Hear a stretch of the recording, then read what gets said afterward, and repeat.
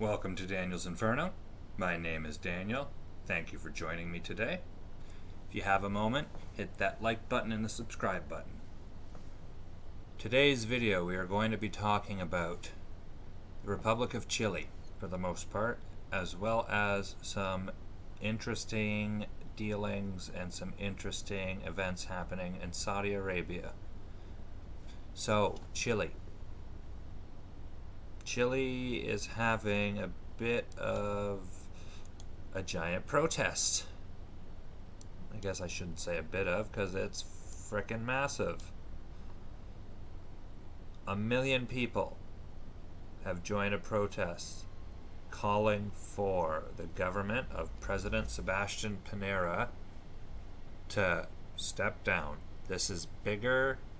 These protests are the size of protests seen against the military dictatorship of Pinochet in Chile.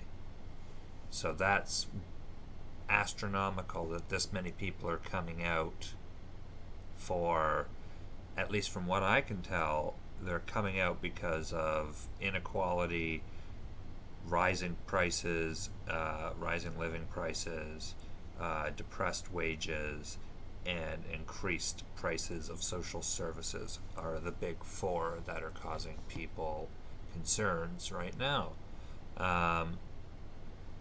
He being President Pinera, put out an apology letter and promised to reform things, and that didn't help at all. It really, really did not help. In fact, it could be argued that it made it worse.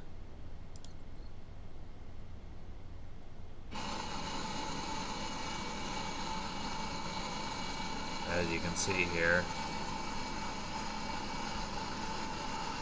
quite a few people.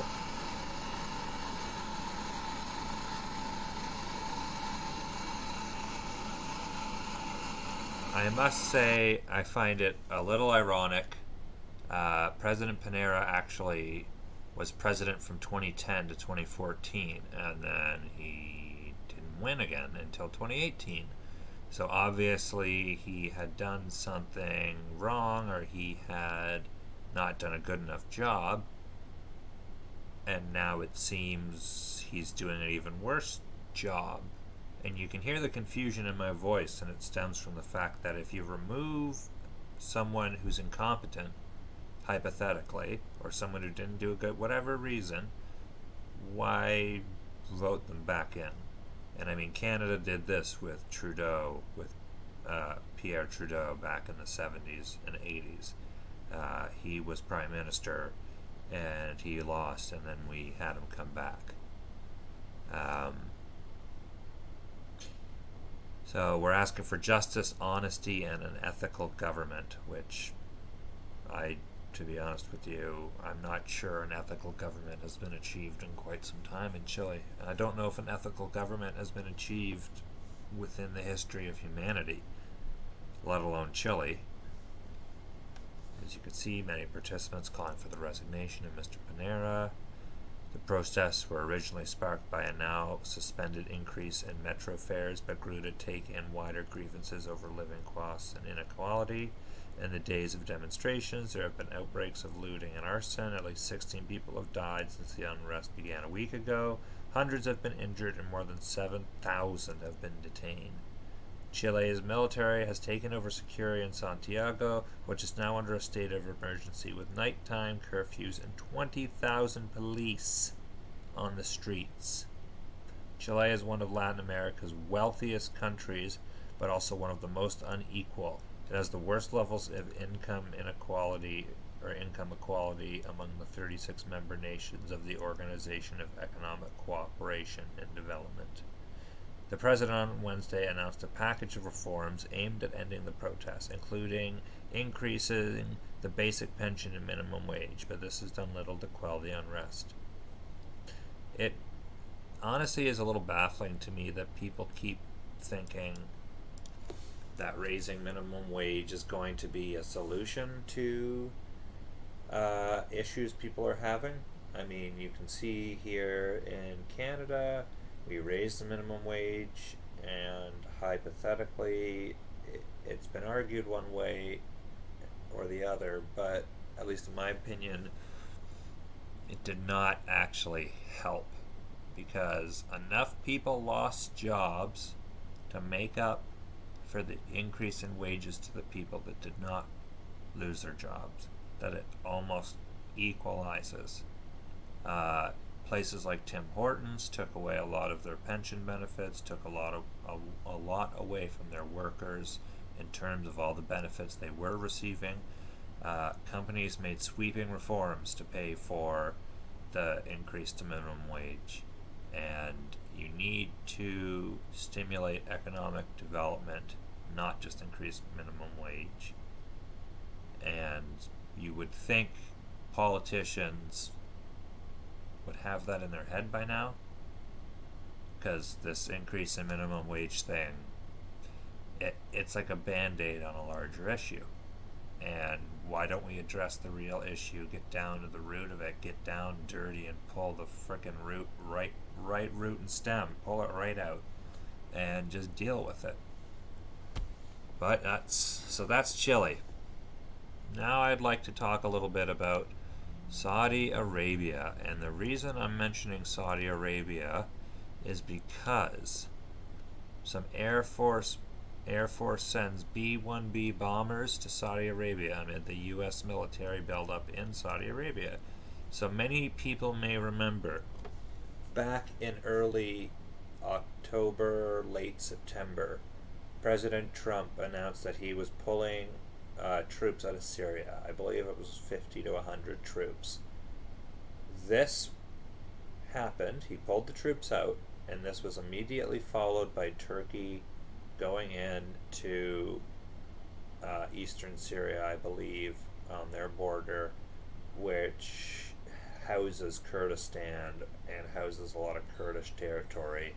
The Turks happen to see a lot of the Kurds as terrorists, a lot of the military forces that the U.S. was working with during the ISIS operations. Turkey considers many of them to be terrorists. So that happened, and then Trump announced almost a week later that he was going to be sending troops to Saudi Arabia.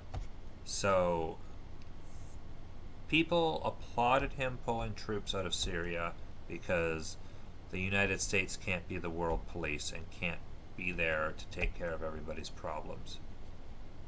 But how, with what happened when Turkey went into Syria, because they removed 50 to 100 troops, but then send and plan on sending upwards of 3,000, as well as the personnel, as well as all the bombers, all the anti-aircraft missiles, all the logistics behind it.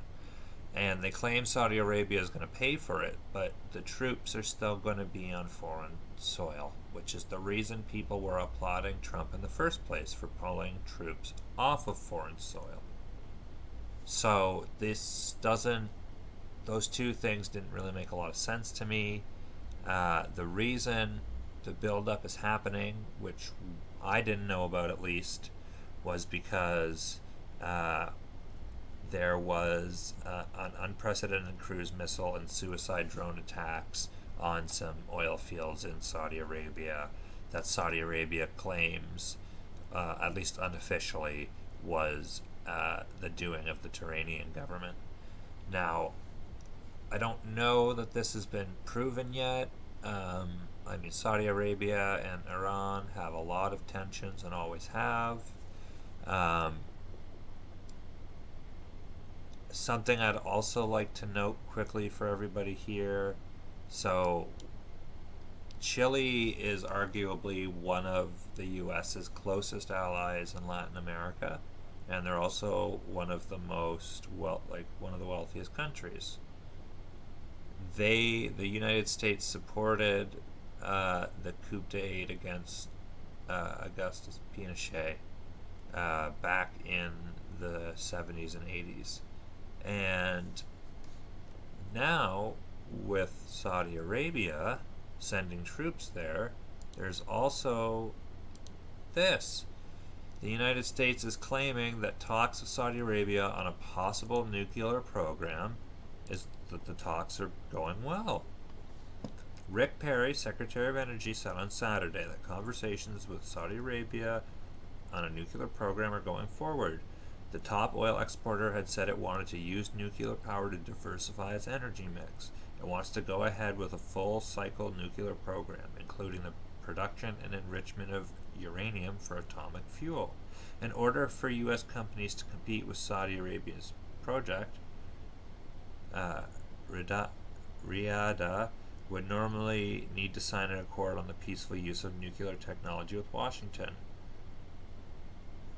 The progress has been difficult because Saudi Arabia does not want to sign a deal that would rule out the possibility of enriching uranium or reprocessing spent fuel, both potential paths to a bomb. Now, I'm going to stop that article there. I just wanted to show that now not only is the United States increasing their military presence in Saudi Arabia, but there's also the potential for Saudi Arabia to be a nuclear powerhouse. This only, in my opinion, could lead to disaster. Now, it's not necessarily up to the United States in that regards. If Saudi Arabia can obviously make its own decisions. I think everyone would feel a lot better if they signed the treaty on the, not using nuclear bombs and focusing on just the use of nuclear power for fuel and energy. I'm not sure. Now, my opinion on this whole jumble of stuff that I've presented you and why I've presented it all together is because I believe the lack of unity within the House of Representatives, as well as this focus on the Trump impeachment and Trump taxes and Trump derangement syndrome, is causing United States allies to suffer. Now, I am actually of the belief that the United States cannot police the world. But there are contradictory actions happening, and Chile is undergoing a lot of civil unrest, which could potentially damage their economy, which would be bad for the United States. So I think that a more cohesive and united United States would be really fucking helpful right now. And I believe that when people are so focused on a singular issue, not saying that we shouldn't potentially look into this issue, but we shouldn't ignore other issues as well in the meantime. Thank you all for watching. I'm Daniel's Inferno. Please keep your eye out. I plan on doing a longer video on the SNC-Lavalin issue within Canada within the next week or two. Thank you very much. Have a wonderful day.